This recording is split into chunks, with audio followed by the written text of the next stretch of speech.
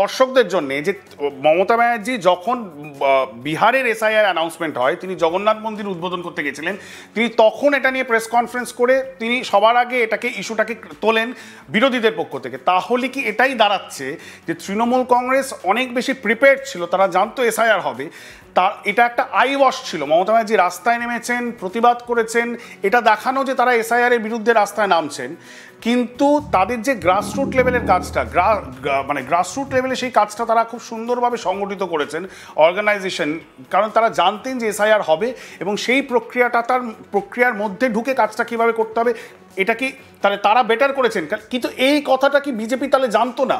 মানে আজকে বিজেপি হঠাৎ করেই এই যে তার স্টান্সটা পরিবর্তন করছে কেন? তারা কি জানতো না যে তৃণমূলের সাংগঠনিক দক্ষতা কতটা?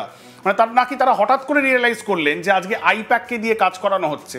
আইপ্যাক যে তৃণমূলের সাথে একটা প্রাইভেট এজেন্সি, তারা কাজ করছে, ভোট কৌশলী সংস্থা, এটা তো বিজেপি জানে এবং বিজেপিরও এরকম অনেক সংগঠন কাজ করে। তাহলে আজকে শুভেন্দু অধিকারী 10 দিন বাকি আছে এনুমেরেশন ফর্ম জমা দেওয়ার, তারা এখন এই কথাটা বলছেন কেন?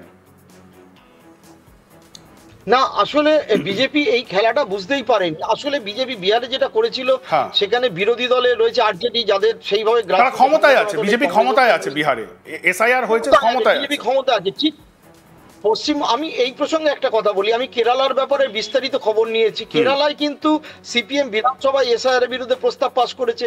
ওখানকার সেক্রেটারি গোবিন্দান, তাদের পিনারাই বিজয়ন, তারা পুরো বিরুদ্ধে, এবং প্রকাশ কারাত বেবি ওখানকার, তারা পলিট ব্যুরো বলেছে SIR process should be halt, stop, কারণ এর ভোটার,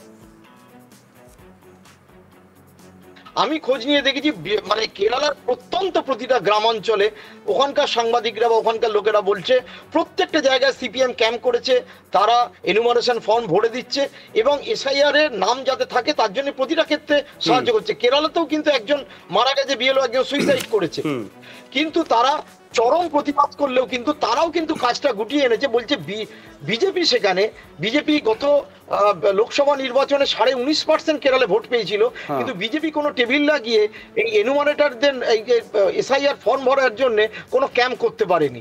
অথচ সিপিএম কিন্তু প্রতিটা জায়গায় করেছে শাসক আছে বলে। ঠিক একই জিনিস কিন্তু তামিলনাড়ুতেও করা শুরু করেছে স্ট্যালিনের বিরুদ্ধে, কিন্তু এসআইআর এর নাম ভর্তির জন্য তারা প্রচন্ডভাবে সক্রিয় হয়েছে, যা তাদের ভোটাররা যাতে বাদ না যায়। মানে এটা একটা স্ট্র্যাটেজি, বিরোধীদের একটা স্ট্র্যাটেজি। মানে যেখানে তারা ক্ষমতায় রয়েছে, ডিএমকে ক্ষমতায় রয়েছে তামিলনাড়ুতে, কেরালাতে সিপিএম ক্ষমতায় রয়েছে, তৃণমূল পশ্চিমবঙ্গে, তারা এসআইআর এর বিরোধিতা করছেন আইডিওলজিক্যালি, কিন্তু তারা এসআইআর প্রক্রিয়াটাতে সামিল হচ্ছেন এবং তাদের ক্যাডার বেসকে সামিল করে তারা এই কাজটা করছেন, কারণ তারা জানেন যে লিগালি তাদেরকে এটার মধ্যে দিয়ে ইলেকশনের পদ্ধতিতে এগিয়ে যেতে হবে। অবশ্যই এই ঠিক ওয়াকফ আইন মানি না, এটা যেরকম পলিটিক্যাল স্ট্যান্ড চালু হলে মানতেই হবে, ঠিক কোনো কেন্দ্রীয় সরকার যদি আইন পাস করে একটা রাজ্য মানব না বললে তো হবে না। এই শ্রম কোডও ফাইনালি মেনেই নিতে হবে। তা এই পলিটিক্যালি ব্যাটলটা মমতা বন্দ্যোপাধ্যায় পশ্চিমবঙ্গে করে সুবিধা পেয়েছে, কারণ যতজন মারা গেছে, যে 2-3 জন সব মিলিয়ে রাজ্যে প্রায় 38-40 জন মারা গেছে, এর একটা মাইলেজ তো আছেই। এমনকি যে ছিল তাদের, আমি আজ যে খবরে পড়লাম তাদের এনুমারেশনের ফর্ম, সেইটা বিজেপি মামলা করলেও শুভেন্দু অধিকারী কলকাতায় তাদের এনেছিলেন, কিন্তু সেই ভদ্রলোকের এসআইআর ফর্ম ফিল আপ করে জমা করা পুরো প্রক্রিয়াটা তৃণমূল করছে। দর্শকদের জন্য যে মমতা ব্যানার্জি যখন বিহারের এসআইআর অ্যানাউন্সমেন্ট হয়, তিনি জগন্নাথ মন্দির উদ্বোধন করতে গেছিলেন, তিনি তখন এটা নিয়ে প্রেস কনফারেন্স করে তিনি সবার আগে ইস্যুটাকে তোলেন বিরোধীদের পক্ষ থেকে। তাহলে কি এটাই দাঁড়াচ্ছে যে তৃণমূল কংগ্রেস অনেক বেশি প্রিপেয়ার্ড ছিল, তারা জানতো এসআইআর হবে, এটা একটা আই ওয়াশ ছিল। মমতা ব্যানার্জি রাস্তায় নেমেছেন, প্রতিবাদ করেছেন, এটা দেখানো যে তারা এসআইআর এর বিরুদ্ধে রাস্তায় নামছেন, কিন্তু তাদের যে গ্রাসরুট লেভেলের কাজটা, গ্রাসরুট লেভেলে সেই কাজটা তারা খুব সুন্দরভাবে সংগঠিত করেছেন অর্গানাইজেশন, কারণ তারা জানতেন যে এসআইআর হবে এবং সেই প্রক্রিয়ার মধ্যে ঢুকে কাজটা কিভাবে করতে হবে এটা কি তাহলে তারা বেটার করেছেন। কিন্তু এই কথাটা কি বিজেপি তাহলে জানতো না? মানে আজকে বিজেপি হঠাৎ করেই এই যে তার স্টান্সটা পরিবর্তন করছে কেন? তারা কি জানতো না যে তৃণমূলের সাংগঠনিক দক্ষতা কতটা? মানে তারা হঠাৎ করে রিয়েলাইজ করলেন যে আজকে আইপ্যাককে দিয়ে কাজ করানো হচ্ছে।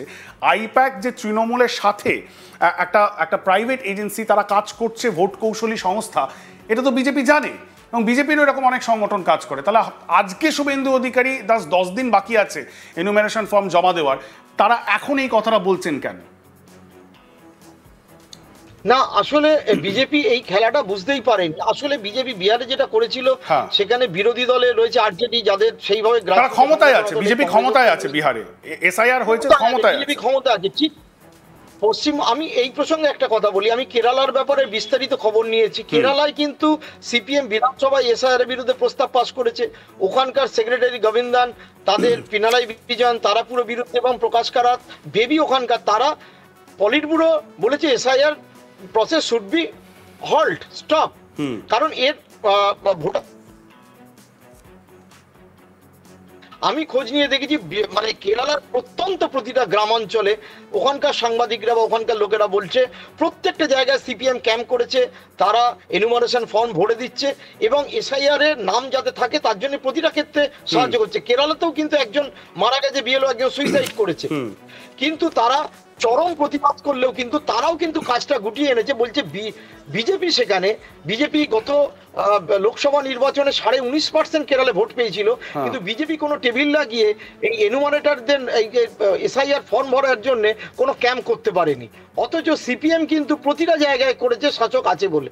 ঠিক একই জিনিস কিন্তু তামিলনাড়ুতেও করা শুরু করেছে স্ট্যালিনের বিরুদ্ধে, কিন্তু এসআইআর এর নাম ভর্তির জন্য তারা প্রচন্ডভাবে সক্রিয় হয়েছে, যা তাদের ভোটাররা যাতে বাদ না যায়। মানে এটা একটা স্ট্র্যাটেজি, বিরোধীদের একটা স্ট্র্যাটেজি। মানে যেখানে যেখানে তারা ক্ষমতায় রয়েছে, ডিএমকে ক্ষমতায় রয়েছে তামিলনাড়ুতে, কেরালাতে সিপিএম ক্ষমতায় রয়েছে, তৃণমূল পশ্চিমবঙ্গে, তারা এসআইআর এর বিরোধিতা করছেন আইডিওলজিক্যালি, কিন্তু তারা এসআইআর প্রক্রিয়াটাতে সামিল হচ্ছেন এবং তাদের ক্যাডার বেসকে সামিল করে তারা এই কাজটা করছেন, কারণ তারা জানেন যে লিগালি তাদেরকে এটার মধ্যে দিয়ে ইলেকশনের পদ্ধতিতে এগিয়ে যেতে হবে। অবশ্যই এই ঠিক ওয়াকআপ আইন মানি না, এটা যেরকম পলিটিক্যাল স্ট্যান্ড চালু হলে মানতেই হবে, ঠিক কোনো কেন্দ্রীয় সরকার যদি আইন পাস করে একটা রাজ্য মানব না বললে তো হবে না।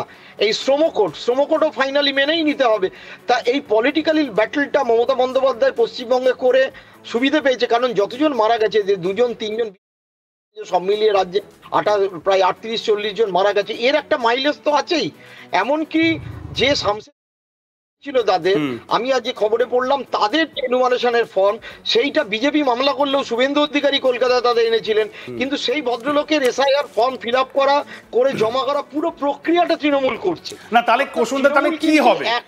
এটা যে শুভেন্দু অধিকারী ধরে ফেলেছে, শুভেন্দু অধিকারী, এই যে আমার দর্শকরা এই মুহূর্তে বলছেন যে শুভেন্দু অধিকারী তৃণমূলের খেলা ধরে ফেলেছে, আমার প্রশ্ন হলো, ধরে তো ফেলেছে, অনেক বেশি দেরিতে ধরলো?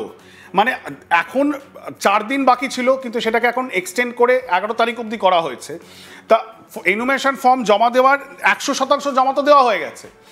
ইলেকশন কমিশনের তথ্য বলছে আজকে অ্যাজ অফ টুডে 1 ডিসেম্বরে 3টে অবধি 99.9% এনুমারেশন ফর্ম জমা দেওয়া হয়ে গেছে।